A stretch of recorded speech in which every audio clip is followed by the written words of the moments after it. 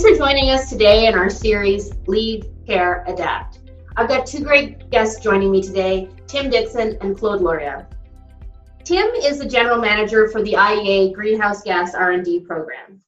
He's been at the IEAGHG since 2008 and is responsible for managing the R&D program, ensuring IEAGHG activities provide technical evidence base to support CCS development and deployment, including the technical studies, research networks, GHGT conferences, and summer schools.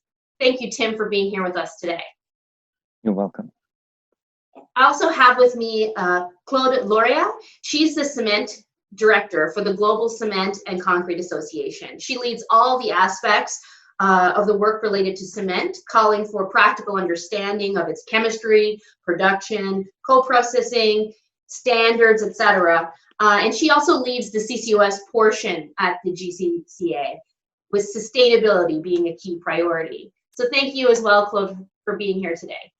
Thank you, Beth, for inviting us. So Tim, for years, IEAGHG has had its finger on the pulse of CCS around the world. Can you tell us what impacts you think that COVID-19 will have on the need for CCS in continuing to meet climate change goals set by all the countries? But faced with quite a hard question, I think. I mean, we are in very challenging times. I mean, you can't exaggerate this. The impacts of COVID-19 are absolutely terrible. But governments are now thinking about stimulus packages, because as well as the human health impacts, we've seen the impacts on the economies as well. And it's very good to get people thinking about how to use the stimulus packages. And we do have an opportunity here, and your previous speakers also said this, stimulus packages can be used very wisely. The need for CCS, as in your question, does not go away. Whilst COVID-19 is a really short-term, it's a crisis of the short-term immediate nature, but climate change is also a crisis. So both crises should be really addressed with the same amount of enthusiasm and rigor. And using stimulus packages, CCS fits very well into those. Climate change is still happening. We need CCS. You can't argue it away. It's an absolutely necessary part of the climate change solutions. Fatih Birol, the executive director of the International Energy Agency in Paris, has been saying this message since March. This is an opportunity to accelerate the transition to clean energy future that we want, low carbon energy future that we want. So we can use the stimulus packages wisely to do that. Claude, now turning over to you. Can you tell us a bit about the role that the cement industry can play in stimulus packages and how CCS fits into that mix? Before we talk post-pandemic, I really want to emphasize safety is today's first priority in our industry. The well-being of our employees, but also the neighborhood we work in. First of all, we provide an essential material for building infrastructure, like we have seen field hospital being built in a few days.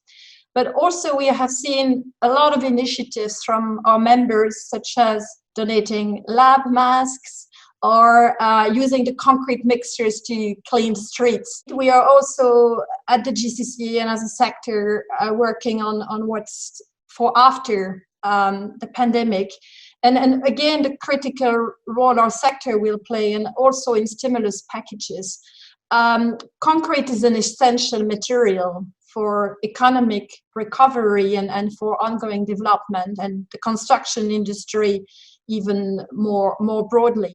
And in this context, actually, what we are preparing is to tackle this longer sustainability and climate change challenge. CCUS is definitely part of that equation. And yes, stimulus packages as well to support that transition and the recovery. Thank you so much. So the need for carbon capture and storage is clearly outlined by the International Panel on Climate Change report. Tim, what sectors would you target? And what regions in the world would you target for CCS deployment right now? So the short answer is all and everywhere. And I think Claudia was probably, would want to talk about She made very, very good points there about cement and concrete being part of infrastructure development. But the other one, of course, to mention is the oil and gas industry as a sector.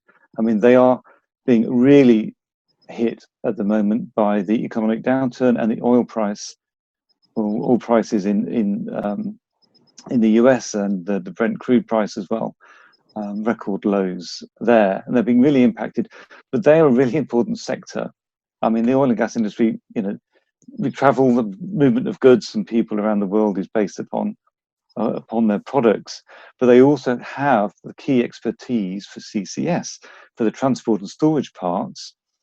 They have the geological knowledge and the experience and the decades of use of subsurface practices. So I would say the oil and gas sector as well. Awesome, thank you. Claude, the cement industry represents 7 or 8% of global emissions, with net zero commitments beginning to become more prominent. What movement have you seen by the cement sector to globally invest in CCS?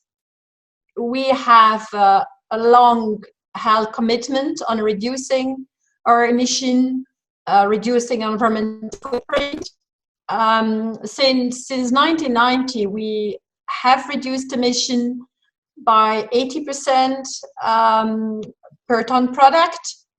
And we have also delivered a quite substantial increase in substituting fossil fuel by alternative fuels. And there are many roadmaps developed for our sector, and many have been developed by our sector itself, many studies as well. And actually all those studies and roadmap converge, while all levers are important, and we know we have several levers to reduce emission.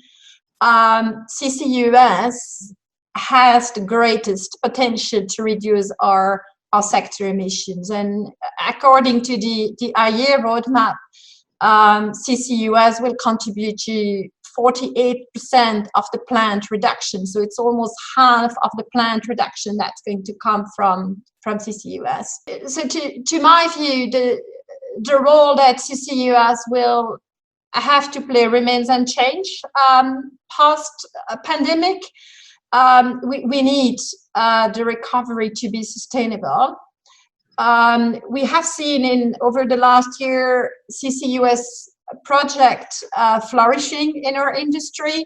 Just before this conversation, I counted again on the GCCA slides showing all the projects, and we're almost at 15 projects. And yes, there is uncertainty, but to my knowledge, all those projects are proceeding according to plan.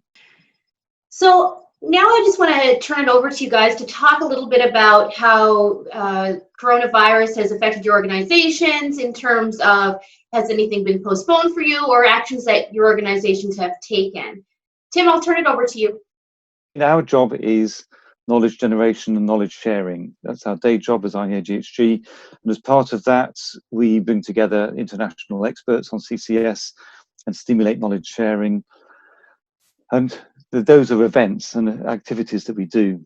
And so we have to put the health and well-being of the international CCS world first with these. We acted early. Our summer school this year, working with you, Beth, we were going to be in July in Indonesia. Great to take it to Indonesia, Southeast Asia, but we've moved that because of COVID-19, we've moved that to December this year and notified the students and everybody else. And then, as you mentioned earlier, we do organise the biggest CCS conference that there is globally, the GHGT series, and this year is GHGT 15, and it was scheduled to be in October this year. And just last week, working with our hosts, Khalifa University, we made the tough but necessary decision to move it from October this year to March 2021. And we've got to put the health and well-being of all the attendees first. Because these are the people who are going to make CCS happen. We've got to look after them as well. GHGT is definitely the go-to CCS event. So thank you for postponing it and not canceling it, we will be there with bells on. And Claude, to you? Yes, Beth, at our end, we haven't really cancelled anything. For example, the Global Cement and Concrete Research Network planned a full kickoff week just before the summer, and we have now moved on to a complete online event. We have some more activities related to the COVID. GCCA as a body usually provides members with guidelines and guidance or practices on a certain number of issues. And health and safety and well-being is one of the topics we are usually covering. And actually, as a member and CEO-led organization, we want to ensure through the crisis that we assist our members to learn from each other. Some plans are still operating and share best practices on that new disease and how to operate planned with social distancing measures in place. Wonderful. Well, thank you both so much for being here. I really appreciate you taking the time.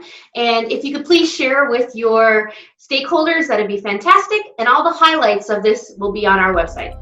Thank you so much, Beth. And I hope it was a great initiative to organize this. And I hope we can meet again physically soon. Thank you very much, Beth. It's been fun. Thank you.